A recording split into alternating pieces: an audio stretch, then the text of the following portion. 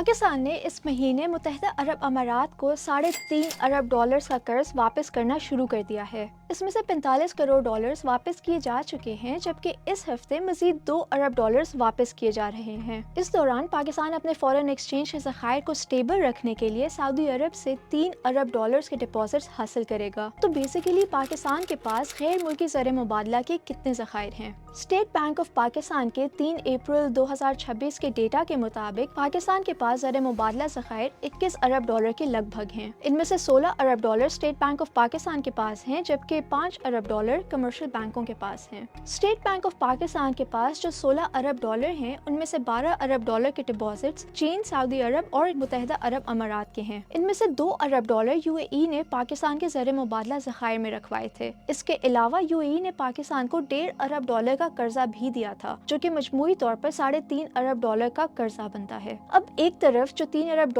کے اضافی ڈپازٹ سعودی عرب کی طرف سے دیے جا رہے ہیں، وہ پاکستان کے فورن ایکسچینج کو سٹیبل رکھنے میں بہت اہم کردار ادا کریں گے۔ دوسری طرف سوال یہ بھی ہے کہ پاکستان کو متحدہ عرب امارات سے ملنے والا قرض واپس کیوں کرنا پڑ رہا ہے؟ UAE نے IMF سے وعدہ کیا تھا کہ وہ ستمبر 2027 سے پہلے اسٹیٹ بینک آف پاکستان کے پاس رکھوائے گئے اپنے $3.5 ارب کے ڈپازٹس واپس نہیں لے گا۔